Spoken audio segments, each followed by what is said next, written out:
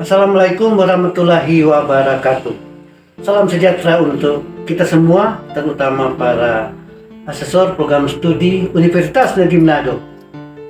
Pada saat ini saya akan memberikan panduan bagaimana cara mengisi fitur baru di akun program studi RPL Universitas Negeri Manado.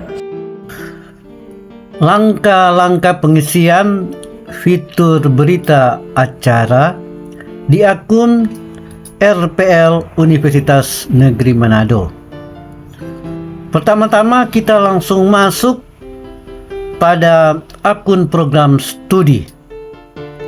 Dalam akun program studi akan nampak angka-angka, dan ini angka-angka sudah dijelaskan pada panduan sebelumnya.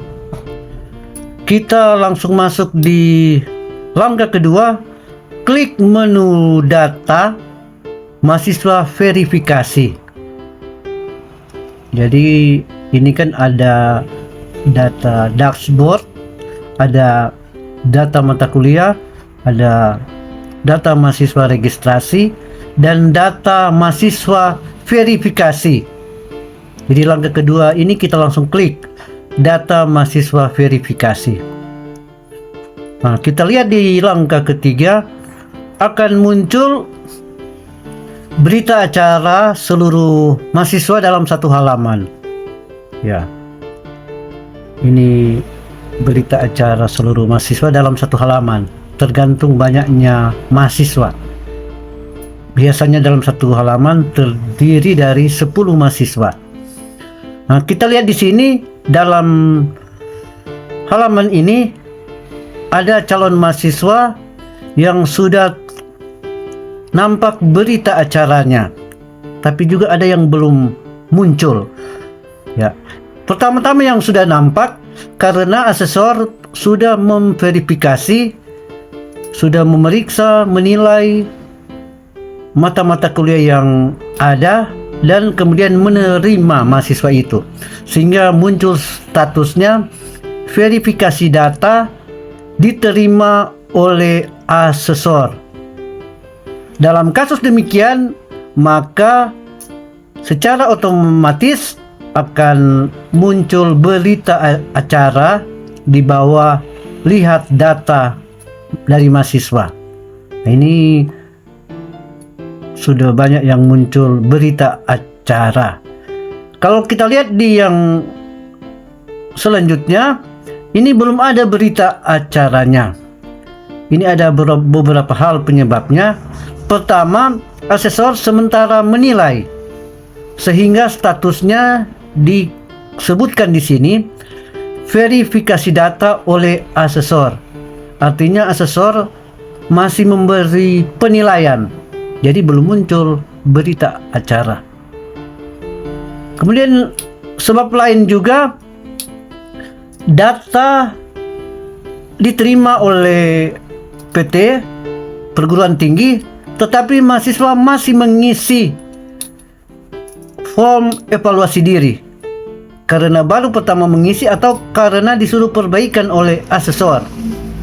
Jadi selagi mereka masih mengisi form evaluasi diri, belum muncul juga berita acara.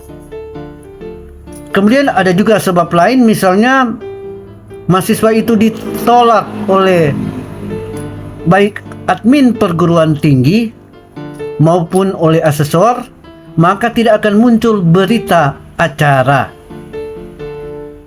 Jadi kita bisa melihat status mengapa tidak semua mahasiswa ternyata langsung muncul berita acara. Nah, itu kita bisa lihat ya. Selanjutnya kita masuk pada langkah keempat, klik menu berita acara. Ya, kita klik di salah satu berita acara yang ada di sini. Nah, kalau kita klik ya, maka akan muncul sebagaimana yang tampak di layar Anda. Ini mata-mata kuliah yang sudah diverifikasi dan dinilai oleh asesor. Ya, Anda perhatikan di sini ada status diterima, ada juga status ditolak ya. Ditolak, tentunya kalau ditolak harus ada komentar dari asesor. Misalnya komentar mata kuliah ini wajib tempuh ya, atau juga ditolak misalnya dokumen yang disertakan dianggap belum mencukupi standar penilaian rekognisi. Ini catatan dari asesor ya. Jadi kita melihat dulu status dalam berita acara.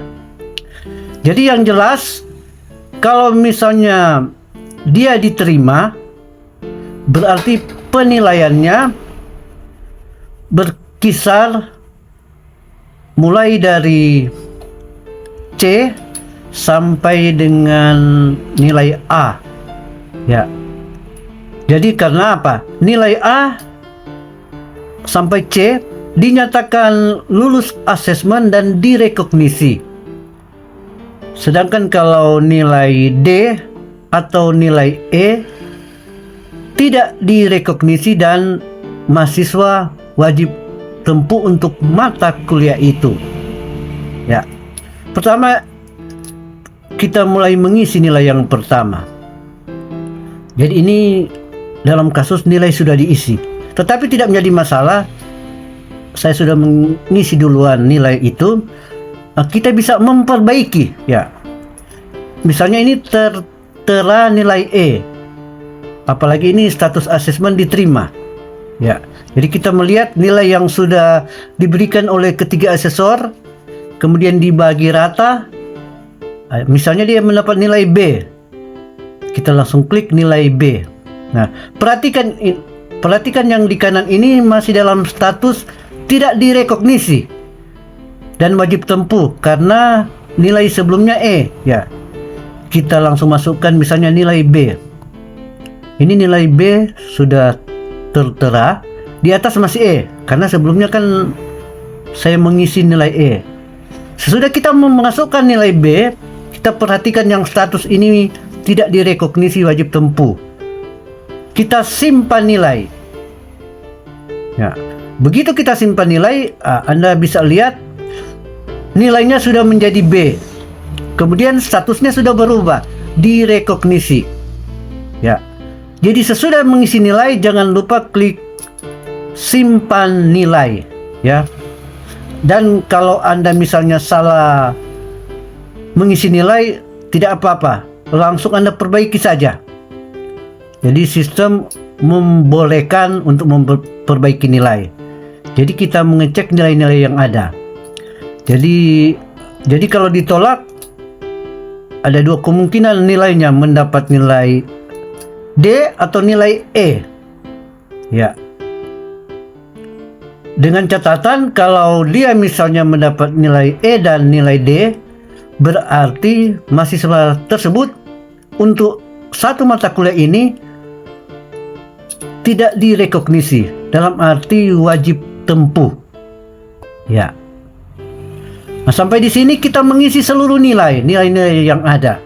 Kita scroll sampai ke bawah ya. Kita scroll, kita melihat semua. Setelah meneliti satu persatu ya, kita mengecek kembali supaya tidak terjadi kesalahan. Jadi sekali lagi, sebelum kita mencetak berita acara, kita mengklik tombol simpan nilai ya untuk masing-masing mata kuliah, supaya dia benar-benar sudah berubah sesuai dengan nilai kita. Sudah beres, kita melihat ya, dari berita acara yang kita sudah mengisi nilai, ini kita berada di apa? Di langkah yang kelima sekarang ya. Kita berada di langkah kelima. Iya. Jadi kita memberikan nilai. Kemudian di bagian atas kita klik cetak berita acara. Jadi ada tombol kembali dan juga tombol cetak berita acara. Pada saat kita mencetak, maka akan muncul seperti yang demikian ya. Jadi ini misalnya sudah tercatat nama mahasiswa ya di paling atas, kemudian jumlah SKS yang direkognisi. Jadi data-data mahasiswa sudah otomatis akan terisi, bahkan sampai pada nomor HP-nya ya. Termasuk jumlah SKS yang direkognisi. Ini seluruhnya artinya yang diterima berjumlah 22 ya. Ini kasus untuk program pascasarjana yang minimal ya. Dan kita lihat mengecek nilai-nilai yang ada. Ini kan langsung muncul nilai-nilai yang sudah kita berikan tadi ya. Nah, jadi muncul pertama nomor, kemudian kode mata kuliah, baru nama mata kuliah, kemudian jumlah SKS, kemudian nilai yang kita berikan. Jadi sekali lagi tidak usah khawatir kalau ternyata ada kekeliruan dalam memberikan nilai, kita bisa masuk kembali dan merubah nilainya. Jadi otomatis langsung berubah nilainya ya. Kemudian asal CP ya. Jadi di mana asal capaian pembelajaran itu kan ada dua, transfer kredit atau perolehan SKS. Karena mahasiswa itu memilih perolehan kredit, maka akan muncul perolehan SKS. Jadi perolehan SKS atau transfer kredit. Nah, ini muncul di sini. Kemudian status RPL, artinya mahasiswa dalam form aplikasi yang dia sudah unduh, dia menambahkan mata kuliah untuk direkognisi atau di RPL-kan. Nah, sehingga statusnya ya. Nah, jadi ini status ya karena sejumlah mata kuliah ini disertakan bukti-buktinya oleh mahasiswa, kemudian dia menambahkan mata kuliah. Nah, ini status ya. Sedangkan yang status tidak diambil, berarti untuk mata kuliah ini mahasiswa tidak mengharapkan untuk direkognisi, artinya tidak mengambil, melewati mata kuliah. Karena khususnya di program studi ini kan mata kuliah pilihan. Jadi kalau dia sudah memilih salah satu, maka mata kuliah lain tidak perlu dia memilih. Dan ini sudah dijelaskan oleh asesor dalam grup. Untuk mata kuliah pilihan cukup dipilih salah satu.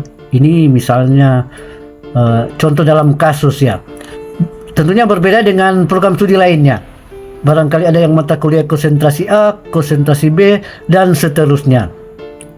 Sehingga mahasiswa ini statusnya tidak diambil.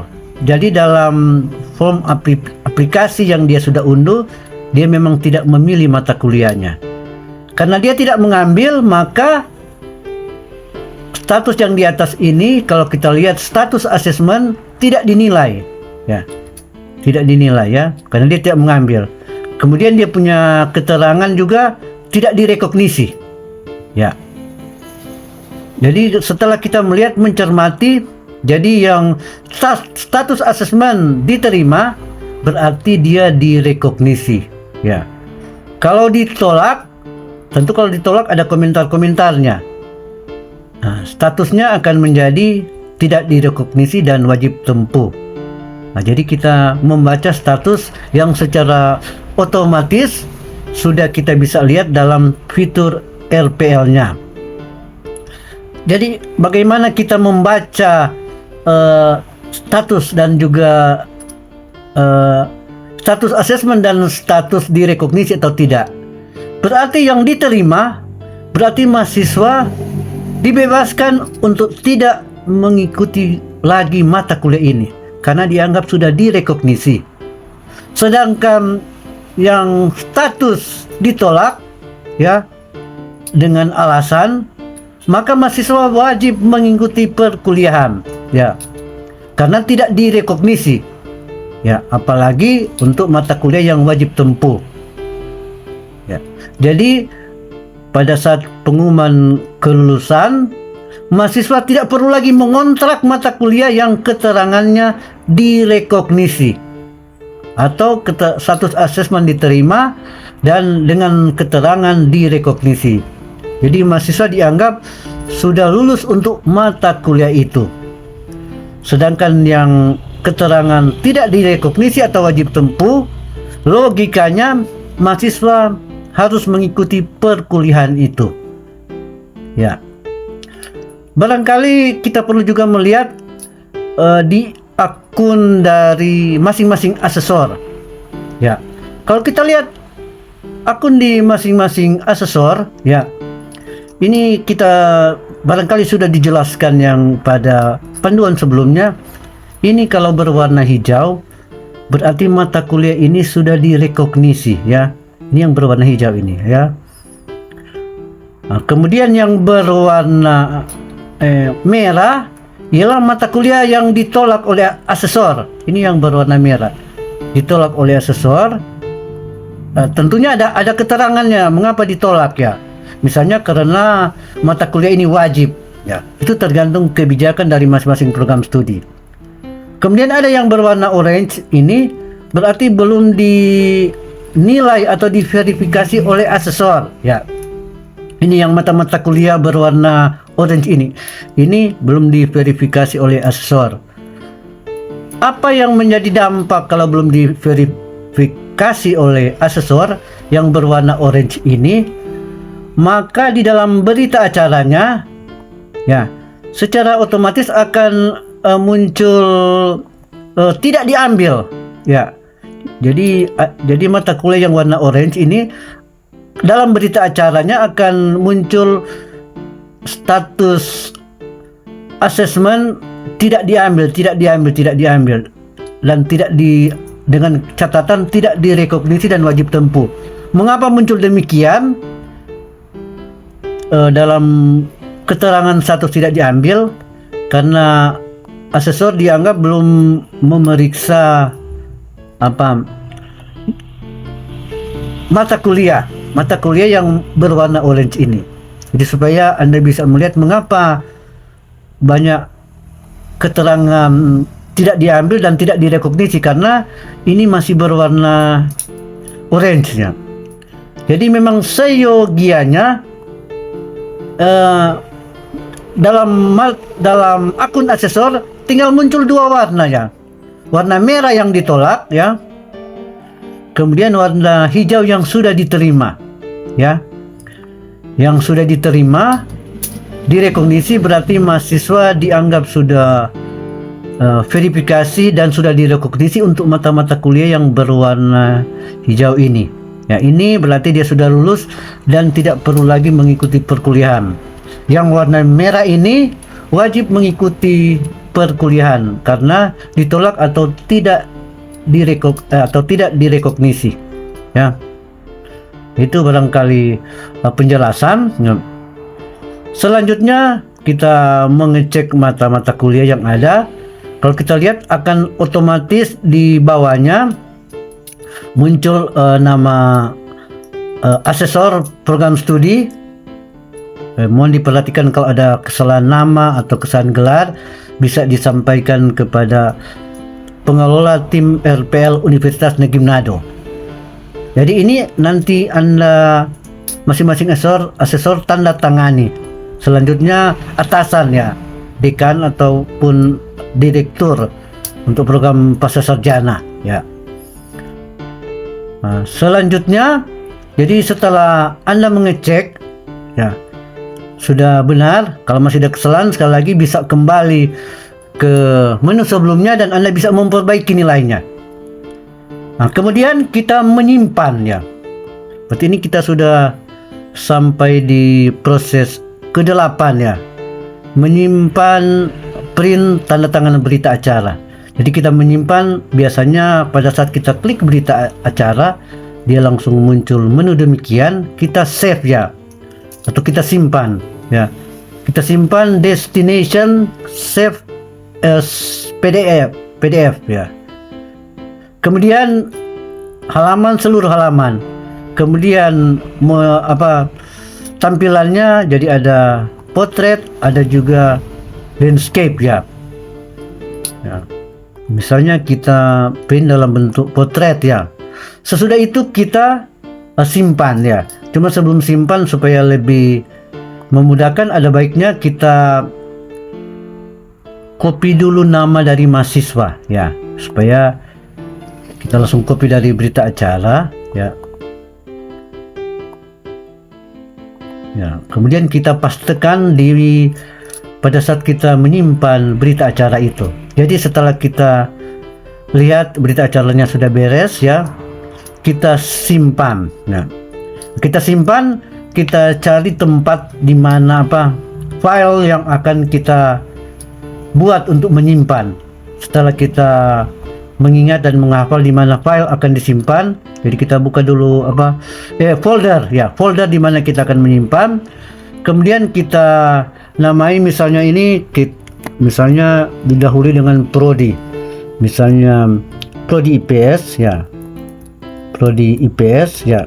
Kemudian misalnya kita ada 10 atau berapa mahasiswa, baiknya kita pakai nomor ya, misalnya nomor 1 ya. Kemudian kita pastikan yang mahasiswa tadi ya. Ya, tadi kan kita suku ya. Kenapa ini? Supaya lebih memudahkan kita ya. Supaya misalnya pada saat file diminta, kita gampang melihat sudah berapa jumlah. Ini sekedar kemudahan untuk kita saja ya. Sudah itu kita menyimpan, kita save saja ya. Ya, sesudah kita simpan ya, kita mencetaknya ya. Kita mencetaknya, kemudian menandatangani ya. Jadi masing-masing asesor, kemudian atasannya entah dekan atau direktur pascasarjana ya, sesuai dengan keberadaan jurusan atau program studi kita. Oke, demikian penjelasan sehubungan dengan fitur berita acara yang ada di akun rekognisi pembelajaran lampau tipe A Universitas Negeri Manado. Jadi jangan lupa pada saat kita tiba pada langkah ke-8, kita menyerahkan di ruang pengelola RPL di ruang Wakil Rektor 1. Demikian, semoga panduan ini bisa bermanfaat bagi kita. Assalamualaikum warahmatullahi wabarakatuh. Salam sejahtera untuk kita semua.